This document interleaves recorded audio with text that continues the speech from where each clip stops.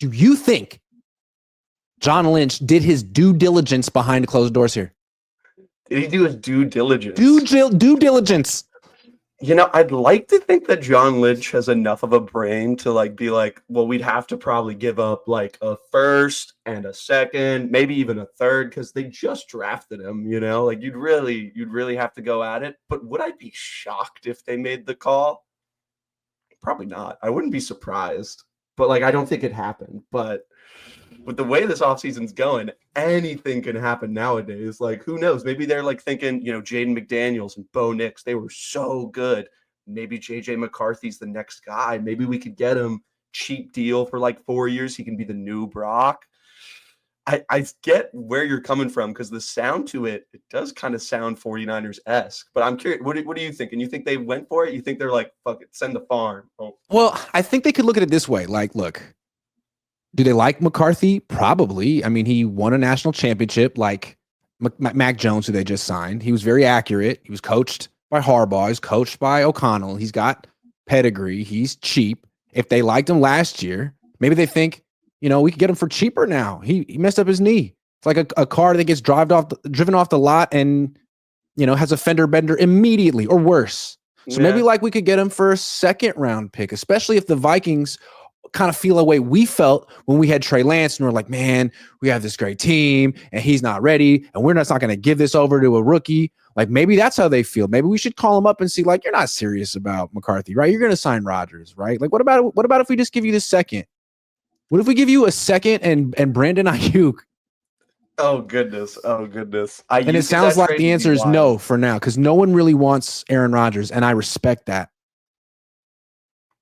No. Incorrect answer. I do not respect that. Aaron Rodgers, for the man he is, for the clown antics that he provides, I agree with that. I feel like I need something that nobody listens to anymore, and everyone's always talking smack on Aaron Rodgers. We need to remind ourselves 2018 to 2022 Aaron Rodgers might have been the best quarterback in the world. He was elite, and we're talking about 3 years ago. I get it, the Jets, it wasn't good, but it's the Jets. It's like when Caleb Williams plays bad on the Bears. It's like, well, it's the Bears. Yeah, like you should expect that. That's true. I think he's got some fuel in the tank. The question is he going to keep going on long walks on the beach and be depressed? That's my thing. Like, he doesn't want to choose a team because it doesn't seem like he really wants to practice in the offseason. Yeah. And does his play on the field, which is overwhelmingly positive, outweigh his impact in the locker room, which I'm not in the locker room, but from afar, it looks like he's toxic. I think that's fair. I mean, even like players are talking smack. Like, did you see the Cam Hayward clip? You see that? That was a really funny clip. I was like, oh my goodness, Cam does not care. And I mean, I get it. Cam's like a vet now, so he's kind of done with all the BS. And he's just like, just sign or don't sign. Like, I don't care. Literally just do it or don't, which I thought was hilarious. So, look, we'll never know if the Niners were interested in JJ. I think they probably were. Does it mean that they're trying to get rid of Brock? No. I mean, there's a world where they trade for JJ McCarthy and tell Brock, hey, you're still our guy. We just want to have a really good backup for you. We just want to have a really good backup. And that's essentially what Mac Jones is for a little bit cheaper, you know? Yeah. You know what's crazy to think about too? Mac Jones is a Pro Bowl quarterback. Isn't that insane? Uh-huh. That's just like, that's the one Pro Bowl, just like Brock. Yeah. And he had a rushing touchdown that didn't count because he was like, you know, you watched that Pro Bowl? Running. I did not watch it, but I remember seeing that clip and being like, that's so funny that he was just like, they called the play at like the 30 and he ran at 70 yards. He was like, I don't care. This is my chance. I just think it's interesting. Like, let's say the Niners are really, well, we'll talk about what's up with Brock and his contract. But I mean, if they wanted JJ, if they're bringing in Mac, maybe they're more open to playing out the contract than we thought and like having competition at the position. So I was doing a mock draft yesterday for on SI and I was up, and it seems like, you know, when you read mock drafts, everyone has Shedeur Sanders going really high. But when it comes time to actually do a mock draft, no publisher picked him. No one. Yeah. So I'm sitting there at 11 and Shedeur's there on the board. I didn't know what to do and I didn't pick him. But if he falls to 11, would the Niners take him? I mean, he's not mobile, but Kyle doesn't care. I mean, he's a lot like Mac Jones. I mean, I see your point. I just think that there is like 2 or 3 names in particular that I love them picking in the first round, and there's like one guy in particular. I don't know if you want me to dive It would into be it so now or if you want me to irresponsible. save Yeah, it. don't say your name yet because we're gonna save that for later. But it would be so irresponsible if they took a quarterback. I Well, I just don't also understand. Are the Niners in the market for a quarterback or not? Are they really saving all their money for Brock or not? Like, I don't know. I feel like if they do draft a quarterback, they're kind of sealing the deal that he's going to want to leave, which is just like I just don't like the idea of that, and I also don't think Shedeur is honestly worth it. I think he's kind of tanking all of his draft stock right Seems now, like it. and I don't really get the point in that because he's just like he keeps being like any team, I'd make it better, and then it's just like kind of giving the bird to all the teams, and it's just like, dude, like what are we doing here? Like, do you want to get that deal or do you not want to get that deal? I don't know. Cam Ward's Okay. certainly better too. I don't know if you agree with that, but Cam Ward, he looks like he's actually a real talent to me. Shedeur, I question it sometimes.